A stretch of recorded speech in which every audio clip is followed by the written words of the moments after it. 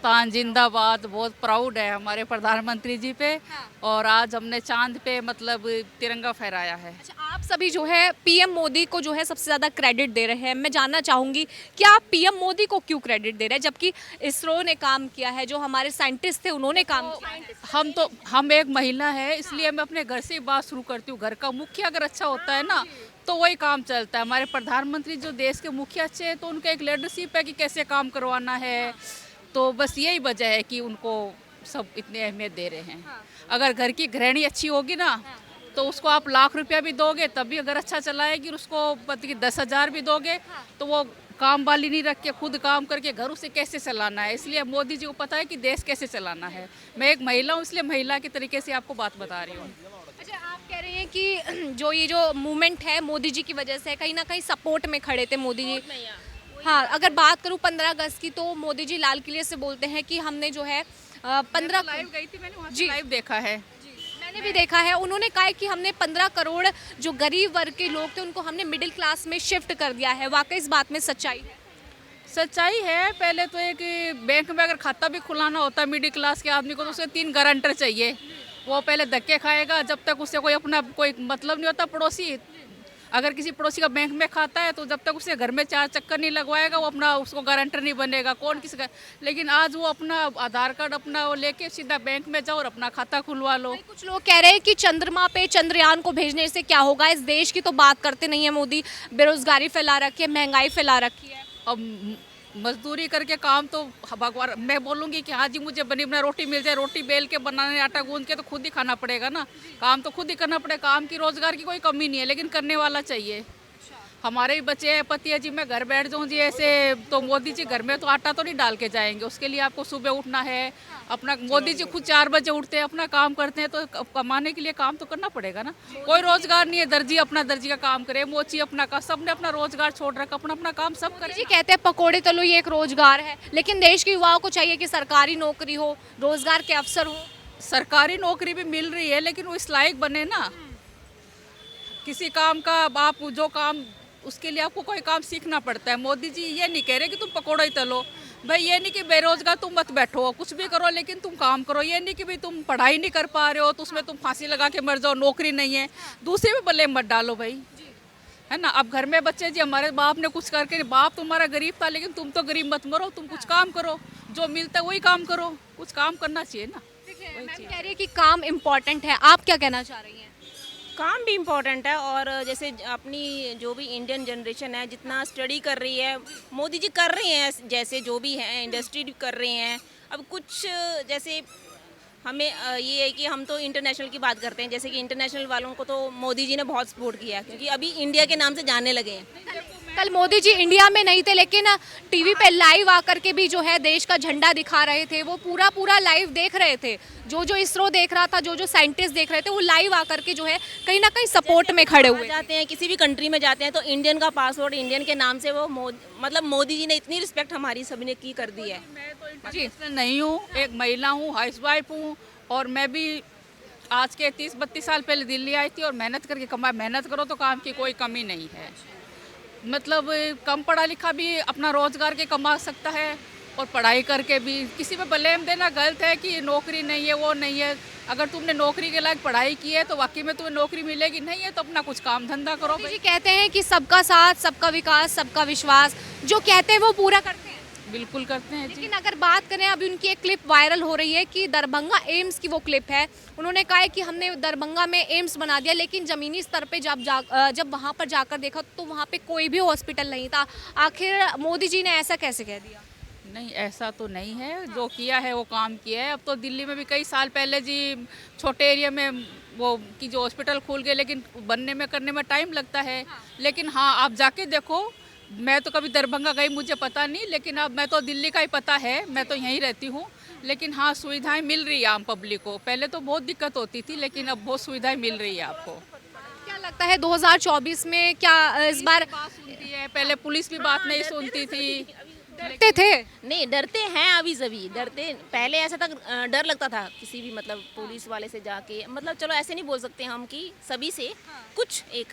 अभी जस्ट मेरे जैसे मैं अभी इस बार मैं गाड़ी लेके गई थी यहाँ पे, अभी कहाँ गई थी मैं, चलो वो बात अलग है। तो यही है कि मोदी जी से हमें अभी थोड़ा सा नेक्स्ट कहीं ना कहीं आप संतुष्ट हैं मोदी जी से।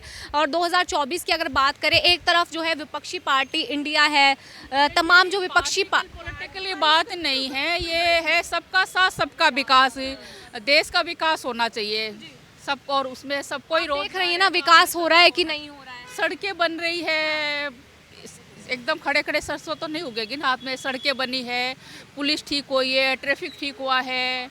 और जैसे भी मैंने बैंक बताया, बैंक में मतलब नहीं पहले कितनी सुनवाई नहीं होती थी, और मतलब बहुत सारी सुविधाएं हुई है आम पब्लिक को। जैसे मानो तो मेट्रो की देख लो, सुविधाएं हैं महिलाओं के लिए, किया है उन्होंने काम, मतलब घर घर चूल्हा सिलेंडर दिए हैं। 24 में मतलब आपके हिसाब से फिर से मोदी जाएंगे? जी पक्का मोदी जी जाएंगे, vote for Modi ji. I am proud Hindustan, Hindustan जिंदाबाद। जी मैम, क्या नाम हो आपका? हाँ, मेरा नाम मीना कुमारी है। अच्छा, बात करें अगर कल के दिन की, तो बहुत ही गौरवशाली दिन रहा पूरे भारत के लिए। हर जगह जश्न देखने को मिला। जानना चाहूँगी किस बात का वो जश्न था?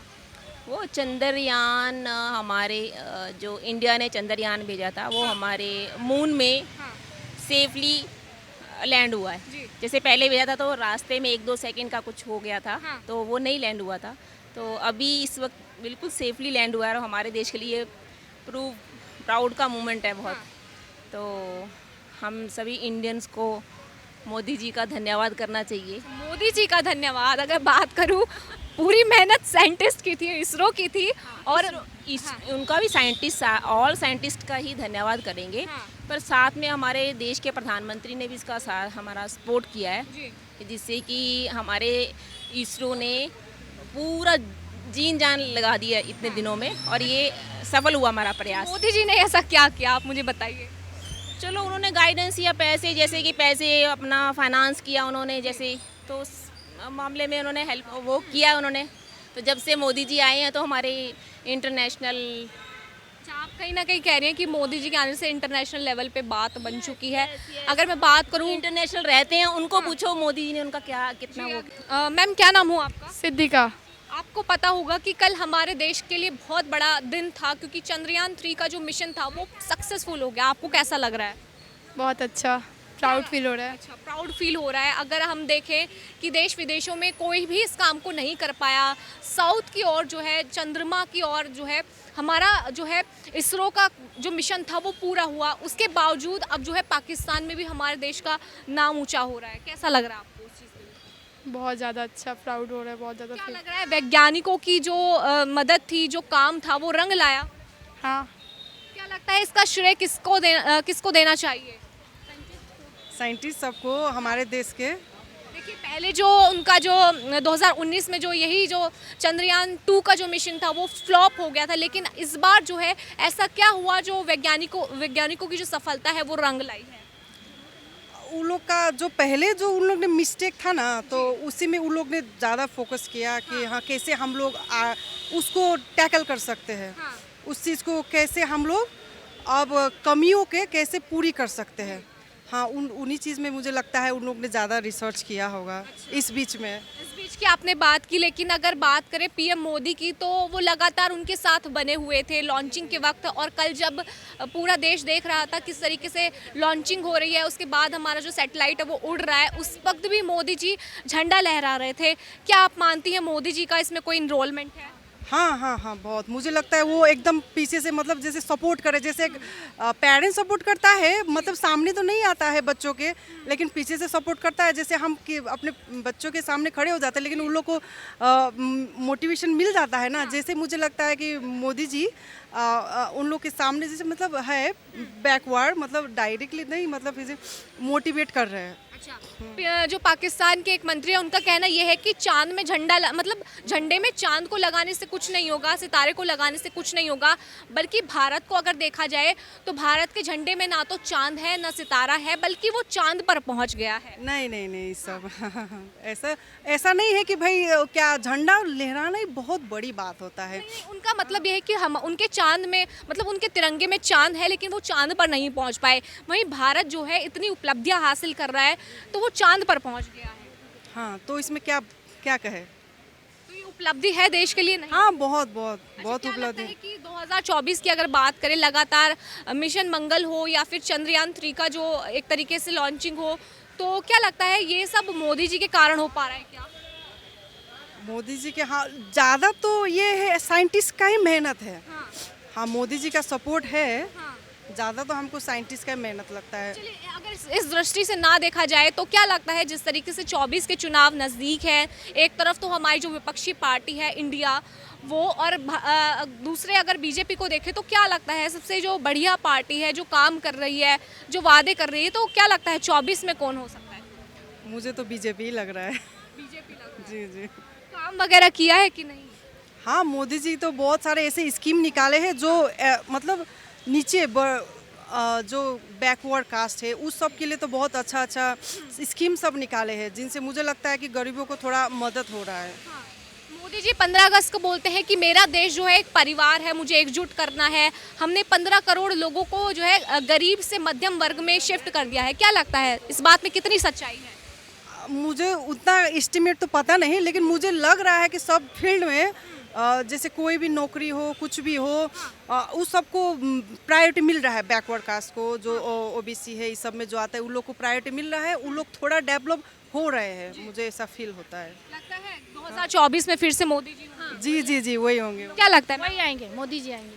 उनको पसंद करते हैं आप? बहुत। हम लोग तो हमने मोदी जी ने सिर्फ महंगाई की है। नहीं कोई महंगाई नहीं, वो तो सब आप घर में एलपीजी सिलेंडर यूज़ करती होंगी, अगर मैं तुलना करूं 2014 से और 2023 की अब बात कर लीजिए तो दुगने सिलेंडर्स के दाम हो गए। समय के साथ सब चीज परिवर्तन हो रहा है। हाँ हाँ तो मानती हैं मोदी जी? आएंगे बस।